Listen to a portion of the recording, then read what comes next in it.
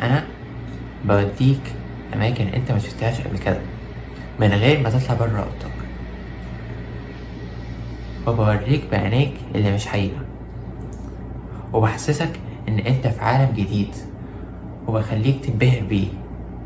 ده الاتفاق اللي احنا اتفقناه. مين انا؟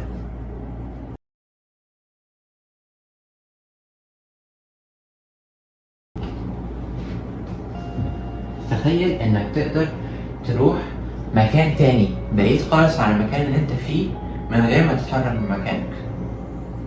التجربة دي بتقدمها لنا الفيرتشوال رياليتي او الفي ار، وباستخدام التكنولوجيا دي المستخدمين يقدروا يحسوا ويعيشوا ان هم في مكان تاني ومنعزلين عن العالم الطبيعي تماما.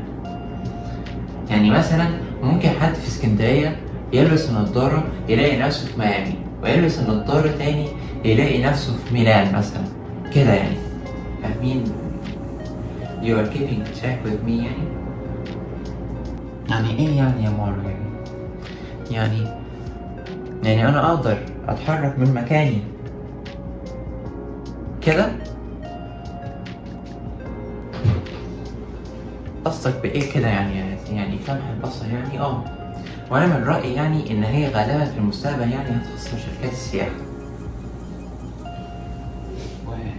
والفي ار دي بتشتغل بسماعات وبشاشات قريبة من عينك علشان تعزلك عن العالم الحقيقي اللي انت فيه، وبتدخلك كلك في العالم الافتراضي. ايه ده؟ يعني انا عيني كده ممكن تضعف من النضارات دي، صح ولا ايه؟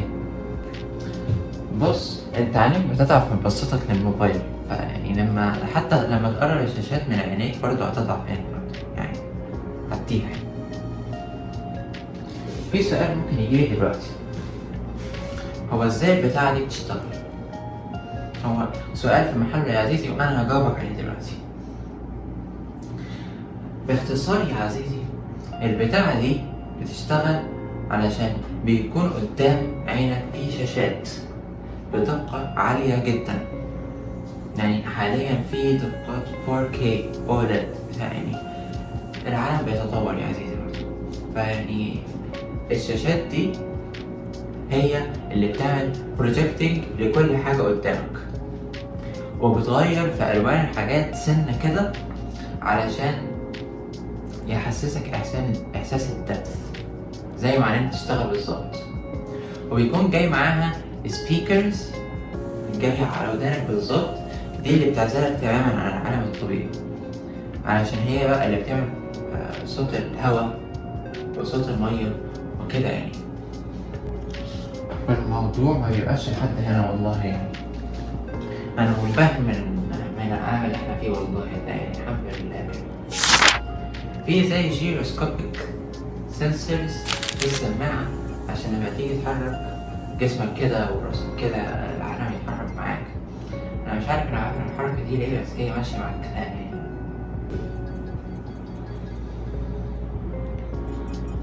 يعني والله يعني طلعت الفي ار كان شكله جديدة ولا حاجة. يعني احنا هنرجع 4-5 خطوات كده للخمسينات يا عزيزي. هنرجع 4-5 خطوات للخمسينات يا عزيزي. لما نرجع للخمسينات هنلاقي ان مارتن هيلك، يا رب اكون قلت اسمه صح، كان بحاجة اسمها مسرح التجربة، وده اللي بيخلي المشاهد يحس ان هو جوه الفيلم بالظبط، ان هو حاسس بده بيعمل ايه وده بيعمل ايه وده بيعمل ايه. هنا بقى يجي دور التحكم بقى. احنا ده الوحيد اللي ما اتكلمناش عليه لحد دلوقتي.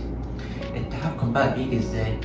انت بتكون لابس زي جويستيكس في ايديك كده، بتقعد تحرك بقى عشان تتفاعل، ودي برضه بيكون فيها جيروسكوب سنسور علشان يتابع حركة ايديك وكده يعني.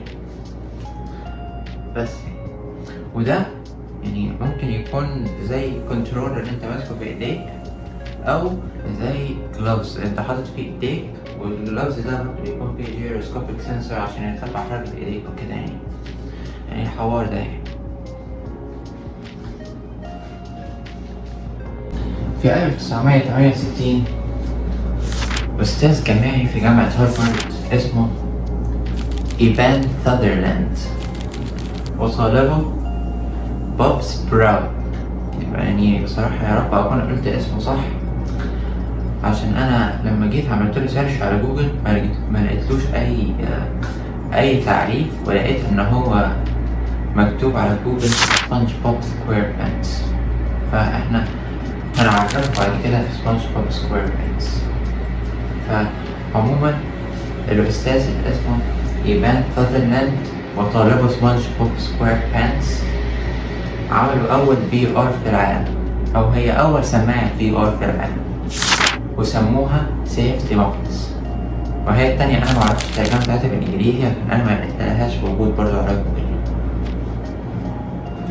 فدي كانت بتتعلق في السقف وكانت بعيدة عن حاجة اسمها الراحة، بس كانت نقطة انطلاق لما يعرف الآن بنظارات VR. وفي نفس الوقت ده جارون بانيير، يا رب أكون قلت اسمه صح،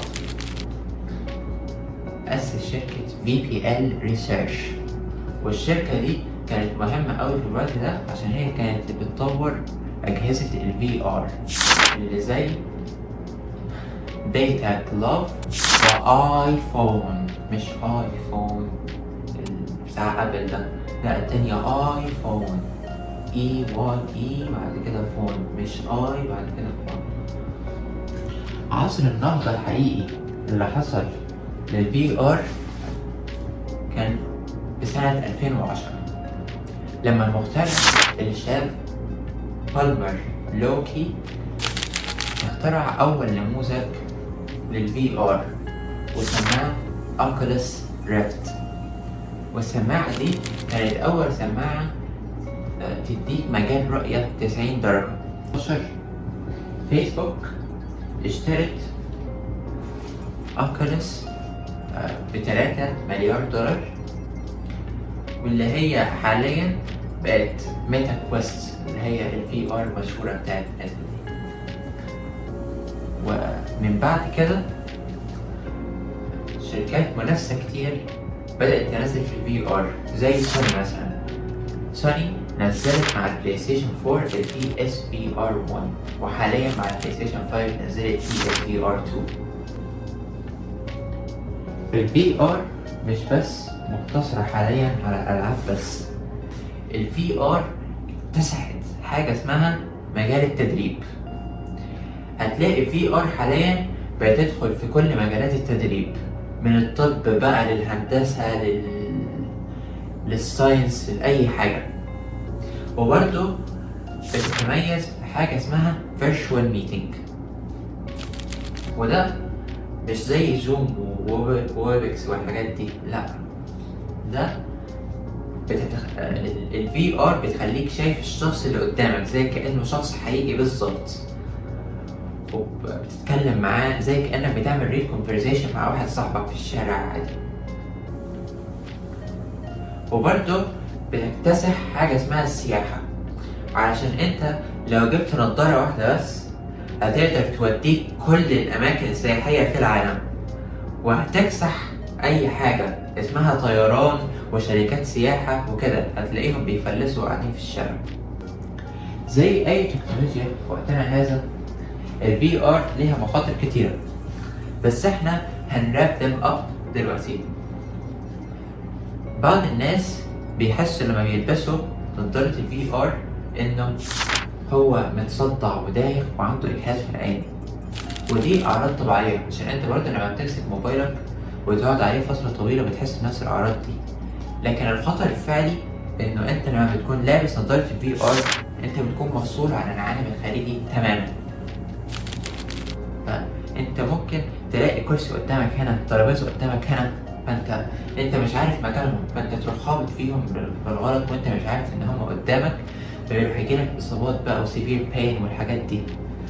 فانت علشان تتجنب الحاجات دي لازم تكون عارف انه المكان اللي انت فيه يكون مفهوش اي حاجة قدامك خالص، يكون فاضي تماما، ترمي فيه المفتاح يرن.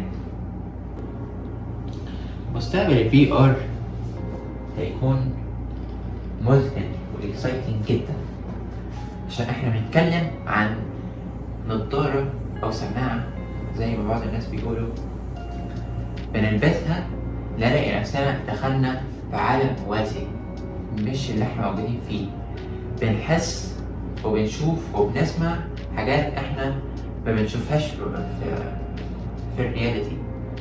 ف ال VR غالبا هتكون ليها دور كبير خالص في المستقبل اللي جاي، واحنا كل دقيقة بتمر وكل يوم بيعدي التكنولوجيا بتتطور، سواء بقى انت بتستخدمها للترفيه او للشغل او للتعليم. ال VR واحنا كلنا متفقين على كده هو اللي هيشكل المستقبل، واحنا مهما كمية الاستهال والاميزمنت اللي احنا بنشوفها دلوقتي، بس اوعدك ان دي لسه البداية. بس يعني احنا كده خلصنا، ما تنسوش تعملوا لايك وشير وسبسكرايب. استنى قبل ما تمشي انا هقولك فزورة وابقى اجاوبها في الكومنتات. انا بوديك اماكن انت ما شفتهاش قبل كده من غير ما تطلع بره اوضتك، وبوريك بعينيك اللي مش حقيقة، وبحسسك ان انت في عالم جديد، وبخليك تنبهر بيه. ده الاتفاق اللي احنا اتفقناه. مين انا؟